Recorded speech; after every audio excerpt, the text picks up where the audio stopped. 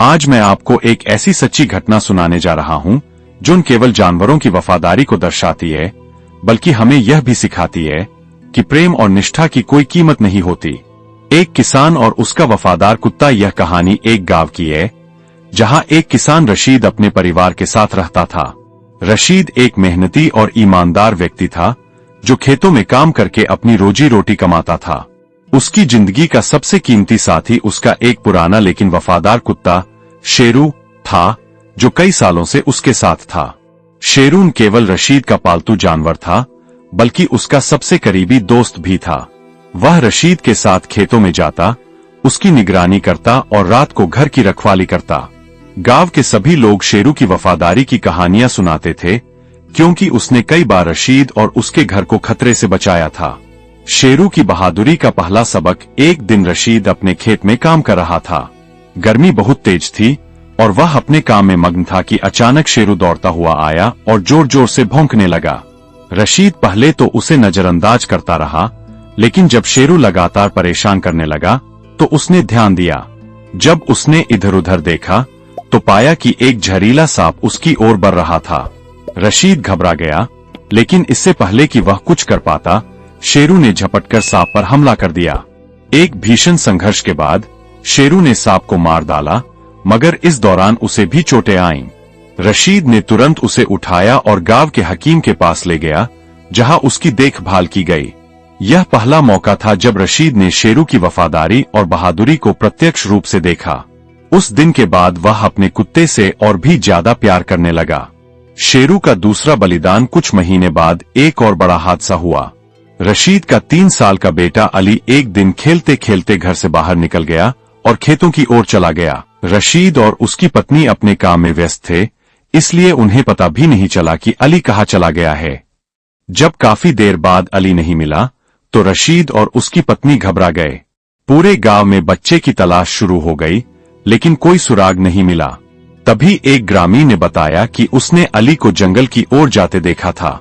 जंगल में खतरनाक जानवरों का बसेरा था और सूरज ढल रहा था। रशीद और गांव के लोग तुरंत जंगल की ओर दौड़े। जैसे ही वे वहां पहुंचे तो उन्हें शेरू की भौंकने की आवाज सुनाई दी। वे तुरंत आवाज की दिशा में भागे और यह देखकर चौंक गए कि शेरू एक बड़े भेड़िए के सामने खड़ा था, जो अली की ओर बढ़ रहा था। शेरू, जो अपनी जान की परवाह किए बिना हमेशा अपने मालिक के परिवार की रक्षा करता था, भेड़िए पर झपट पड़ा। एक भयंकर लड़ाई के बाद भेड़िया घायल होकर भाग गया, मगर शेरू को भी कई जख्म आए। रशीद दौड़कर अपने बेटे के पास पहुंचा, जो डरा हुआ था लेकिन सुरक्षित था। उस दिन रशीद को एहसास हुआ कि शेरू सिर्फ एक जानवर नहीं बल्कि उसके परिवार का असली रक्षक है। उसने अपनी जान पर खेलकर भेड़िए को भगा दिया था। शेरू का अंतिम बलिदान। कुछ सालों बाद एक और बड़ा हादसा हुआ, जिसने हमेशा के लिए रशीद के दिल में शेरू की याद को बसा दिया। एक रात रशीद अपने घर में सो रहा था कि अचानक शेरू जोर जोर से भौंकने लगा। रशीद जाग गया और बाहर आकर देखा तो हैरान रह गया कि कुछ डाकू उसके घर में घुसने की कोशिश कर रहे थे। शेरू उन पर भौंक रहा था और उन्हें भगाने की कोशिश कर रहा था। डाकुओं ने शेरू को डराने के लिए पत्थर मारे, लेकिन वह अपनी जगह से हिला तक नहीं। जैसे ही डाकू घर में घुसने लगे, शेरू उन पर टूट पड़ा। रशीद ने तुरंत गांव वालों को आवाज दी और सभी लोग डंडे लेकर बाहर आ गए।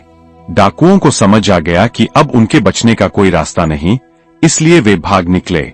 लेकिन जब रशीद ने शेरू को देखा तो वह खून से लथपथ पड़ा था। डाकुओं ने उस पर चाकू से हमला कर दिया था और वह बुरी तरह घायल हो गया था।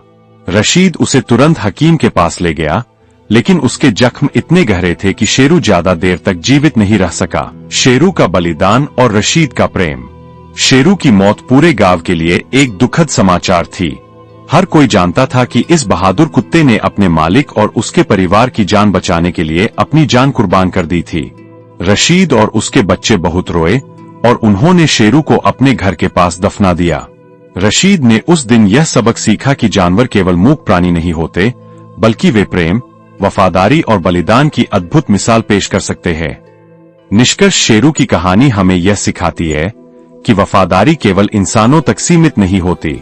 कई बार जानवर वह कर दिखाते हैं जो कई इंसान भी नहीं कर सकते। हमें जानवरों से प्रेम और उनका सम्मान करना चाहिए, क्योंकि वे न केवल हमारे साथी होते हैं बल्कि कई बार अपनी जान की परवाह किए बिना हमारी रक्षा भी करते हैं।